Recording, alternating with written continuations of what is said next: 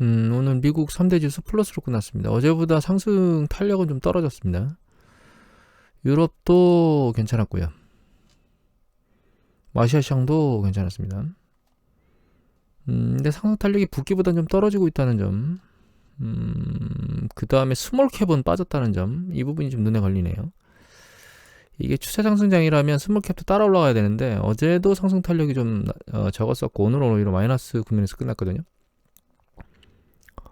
기사 보도를 보면은 뭐 좋다고 얘기들이 나오고 있습니다. 근데 이제 여기서 말하는 것들 중에서 여러 가지 내용 중에서 예를 들면 여기 이제 10년 국채 수익률이 상승 탄력으로 봐서 이제 다시 올라가는 방향이나 이런 얘기들을 하고 있거든요. 이게 지금 사실 코에 걸면 코걸이, 귀에 걸면 귀걸인데 이 내용 말고 그냥 지표상으로 보면 지표상으로 보여드릴게요. 지표상으로 보면 리테일 세일이 기대치보다는 높게 나왔습니다. 요거는 코어고 요거는 일반 전체 리테일인데 감소될 거라고 전체는 생각했던 게 오히려 늘어났고, 그러니까 소비자 심리, 그러니까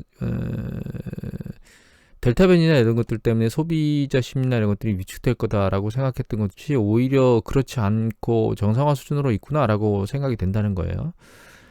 그런데 이거는 꼭 그렇게 긍정적이지만은 않습니다. 보면 이게 저거거든요. 미시건 대학의 소비자 심리 지수인데 소비자 심리 지수가 생각보다는 그렇게 뭐 이게 탄력을 받거나 이렇게 탄력을 봐서 늘어나거나 그러진 않았어요. 사실 좀 미진합니다. 움직임이. 또 한 가지 인플레이션에 대한 심리, 소비자들의 인플레이션에 대한 기대 심리는 아직 떨어지질 않고 있고요. 서플라이 체인에 문제가 있는 것들이 눈에 보이는 거는 이 부분인 것 같아요.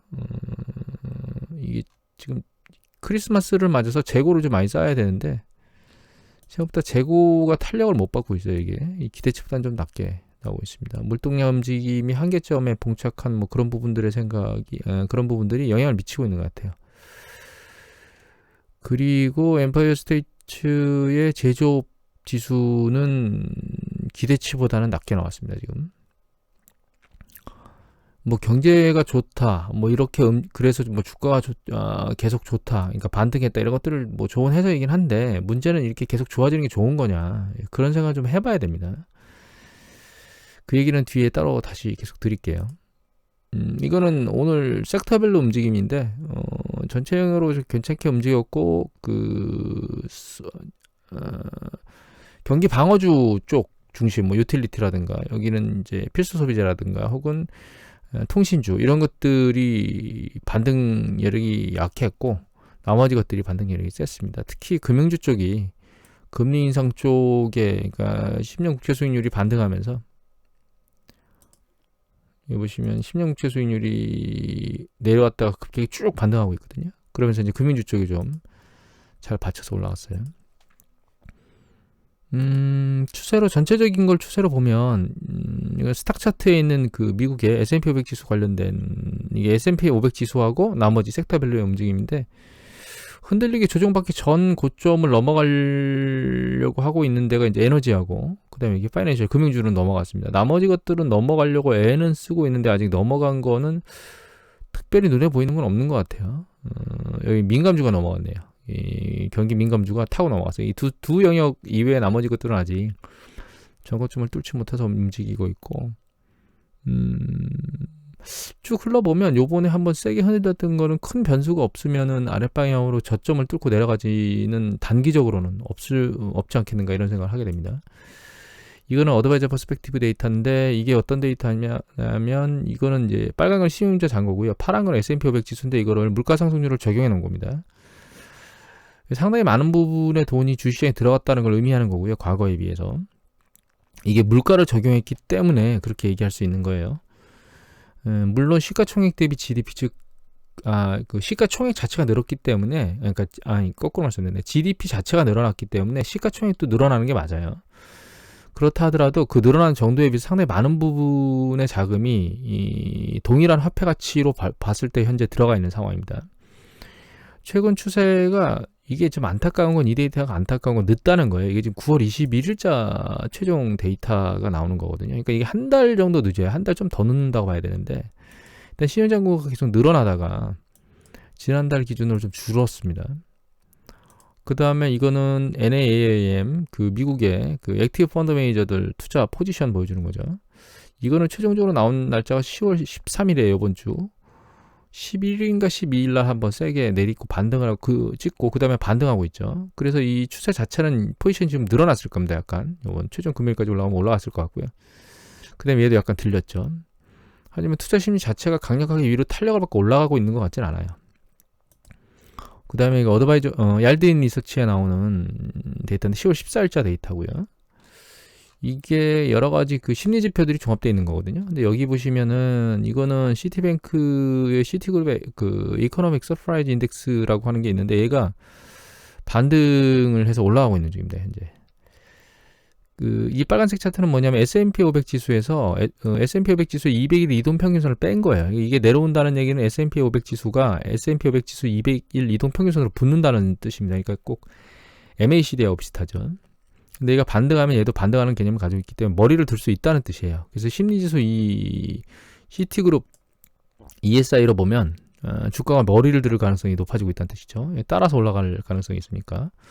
그 다음에 이거는 Investors Intelligence Sentiment 불베어 지수인데요. 이게 불하고 베어를 같이 합산해서 만들어낸 거거든요. 근데 지난번에 예전에 한번 보여드렸는데 얘가 이제 바닥점에 붙으면 저점이 완전히 끝나고 반등 세력이 강력할 거라고 볼 수도 있는데 지금은 내려오다 말았거든요, 지금. 사실은 이 지표로 놓고 보면 이게 더 내려갈지, 그러니까 이게 조정이 끝난 건지 아닌지를 판단하기가 좀 약간 애매모호한 상황입니다. 그리고 이거 이외에 그 투자자들이 보는 미국의 개인 투자자들이 보는 투자 심리가 있습니다. 이거는 바닥을 찍고 반등해서 올라가고 있습니다. 그러니까 이게 밑에 보면은 불은 반등해서 올라가고 있고 베어는 올라갔다 내려가고 있거든요. 그러니까 이제 투자 심리가 개인들의 투자 심리는 윗방향으로 올라갈 가능성이 높다라고 생각하고 지금 움직이고 있다는 뜻입니다. 그래서 심리지수 자체로 놓고 보면 어느 정도의 움직임은 끝난 거 아니야? 라는 생각, 그러니까 요번에 조정이 어느 정도 끝난 거 아니야? 라는 생각을 할 수도 있습니다. 전체적으로, 단기적으로는. 추세적인 건 아니고요. 단기적으로는 그렇게 생각할 수 있습니다. 근데 이제 문제가, 가장 중요한 문제가 해결된 게 없다는 거예요. 일단 가장 먼저 우리가 생각해 봐야 될 게 인플레이션 문제인데, 에너지, 여기 보시면 뭐 에너지 쪽에, 여기 있네요. 유가도 계속 치고 올라가고 있죠, 지금. 떨어지진 않고 있어요. 여기 보면 천연가스가 올라가다 좀 내려오고 있긴 합니다. 근데 덩달아서 이거 구리 가격도 올라가고 있어요. 그리고 이제 누차 말씀드렸지만 금은 투자 대상이 아닙니다. 말씀드렸지만 얘는 방향성이 없어요, 지금. 이렇게 방향성이 없는 걸 엉뚱하게 잡고 있다가 이도저도 안 하느니 주식이 조정받았을 때, 요번에도 마찬가지로 조정받았을 때 밑에서 떠서 받쳐놨으면 나중에 이익이 날 거기 때문에 굳이 군 쪽으로 갔다가 주식으로 간다, 뭐 이렇게 보실 필요는 없어요. 추세적으로 주가가 내려가는 경우에는 좀 다른데, 이건 추세적으로 내려가는 게 아니고 단기적 변동성을 보이는 거기 때문에 금의 투자 매력도 없다고 말씀을 드린 겁니다, 지난번에.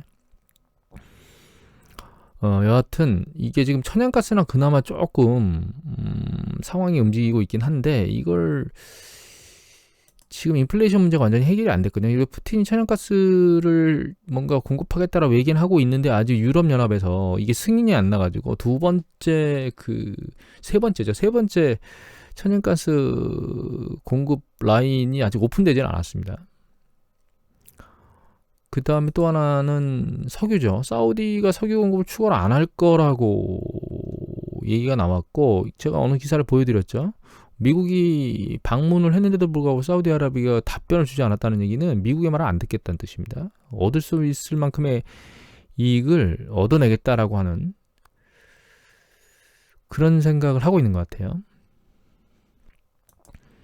그리고 미국이 가지고 있는 그 전략 비축유에 대한 방출에 대한 부분도 있을 수 있는데, 그 다음에 수출 금지나 이런 얘기들은 아직 검토만 뭐 하고 있고, 뭐 실제로는 제 뉴스에는 제가 본 기사 중에는 예정이 없다라고 하는 기사를 본 적이 있습니다, 최근에.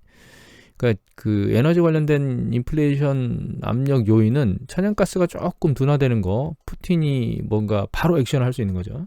그것 때문에 둔화된 거 말고는 다른 쪽에서는 영향을 지금 안 받고 있어요. 석유나 석탄도 마찬가지입니다, 지금. 또 한 가지는 이 금속 원자재 시장이 조금 불안정한 게, 여기 보시면 이 구리 가격이거든요. 근데 구리 가격이 이게 올라오다가 지금 내려왔는데, 여기 보면 계속 쭉 재고량이 줄고 있잖아요. 그래서 머리를 들었기 때문에 얘가 한동안 머리를 계속 들을 가능성이 지금 농후한 상태입니다. 그 다음에 알루미늄 같은 경우에도 이거 알루미늄이거든요. 얘도 보면 계속 그 재고 가격이 내려가고 있거든요. 그리고 계속 치고 올라가고 있기 때문에 결과적으로는 이 LME 지수, 이거 그 금속 관련된 종합지수인데, 이거 보시면 고점을 뚫고 아주 빠르게 올라가고 있고요. 그 다음에 뭐 곡물 가격까지 다 포함한, 에너지, 곡물, 뭐 금속 다 포함한 CRB 지수도 끊임없이 지금 올라가고 있어서 인플레이션에 대한 압력이 높은 상황이에요.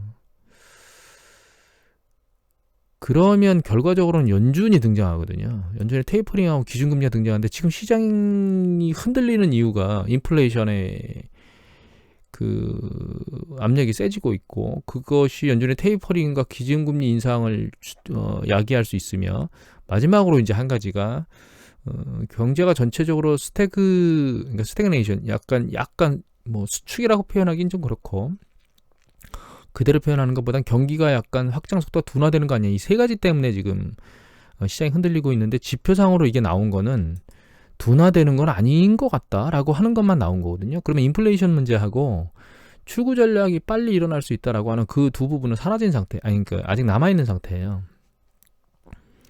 그러니까 이런 상황에서 주식이 계속 탄력을 받고 올라갈 수 있겠느냐라고 하는 부분에 대해서는 고민을 해봐야 된다는 거죠. 얘네들이 탄력을 받고 계속 올라갈 수 있겠느냐. 왜? 두 부분이 해소 안 됐으니까.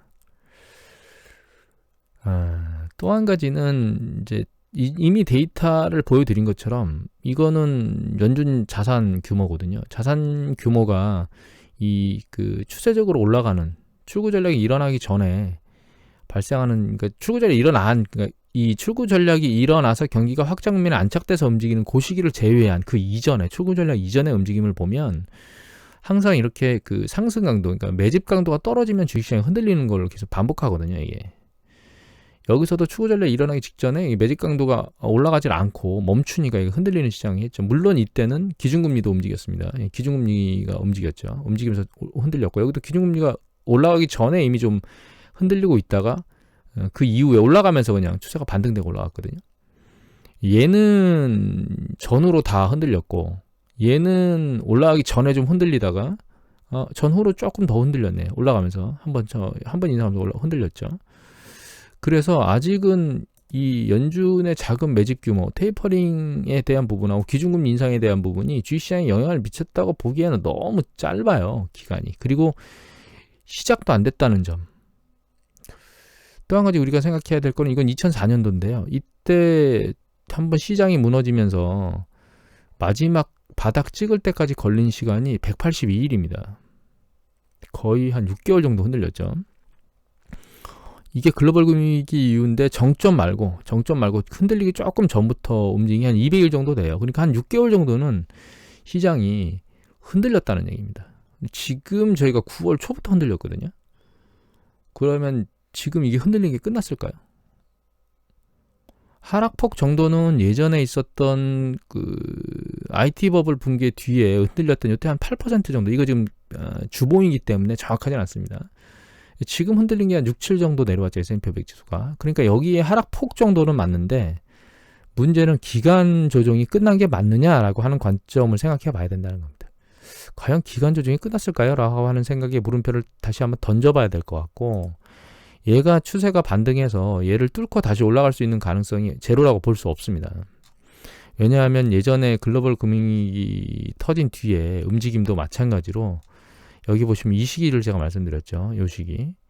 출구 전략이, 그러니까 테이퍼링 할 거다 말 거다 해서 한번 흔들렸다가 다시 반등해서 고점을 뚫고 다시 올라갔어요. 그 뒤에 세게 한 번 더 흔들렸죠.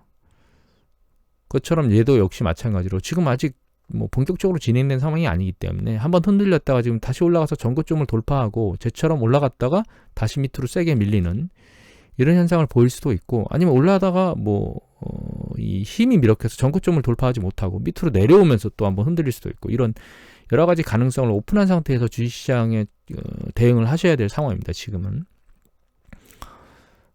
이런 불안정성이 언제 끝나겠느냐, 결과적으로는 최종 끝났다라고 딱 도장을 찍을 수 있는 거는 기준금리가 딱 인상된 그 시점일 겁니다. 혹은 기준금리가 인상되는 게 아주 눈에 코앞에 보이는 뭐 한두 달 전, 이 정도 되는 상황에서 시장의 조정이 끝났다고 볼 수 있어요. 물론 그 이전에, 그러니까 그 정도 되려면 내년도 하반기란 뜻이거든요. 그런데 제가 이미 말씀드렸듯이 예전에는 고점이 한 내년도 3월, 4월쯤에 찍고 그 다음에 이제 여름으로 가면서 흔들릴 거라고 생각을 하고 있었는데, 요번에 좀 빨리 흔들려서 요번에 문제점들이 너무 많이 이렇게 혼재돼서 움직이고 있어서 지금 요번에 좀 빨리 일어나는 게 아닌가 이런 생각을 하고 있다는 말씀을 드렸었죠.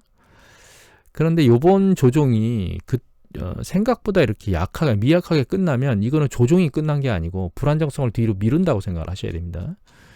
지금 이 상황에서 끝나고 올라갔다라고 하면 이게 조정이 끝나서 추세 상승, 대세 상승을 탄다고 보기보다는 이렇게 조정이 일어날 거를 뒤로 미뤄놨다라고 생각하시고 대응하시는 게 가장 좋은 방법이 아닐까 이렇게 생각을 합니다. 그래서 조급증, 이거 조정 끝난 거 아니야? 라고 하는 조급증에 대한 방식으로 접근하기보다는 이게 조정이 충분하지 않기 때문에 좀 조심스럽게 대응해야 되는 거 아니야? 이런 방식으로 생각을 하셔야 되는 게 맞지 않은가 이런 생각을 하게 됩니다. 오늘 여기서 마치도록 하겠습니다.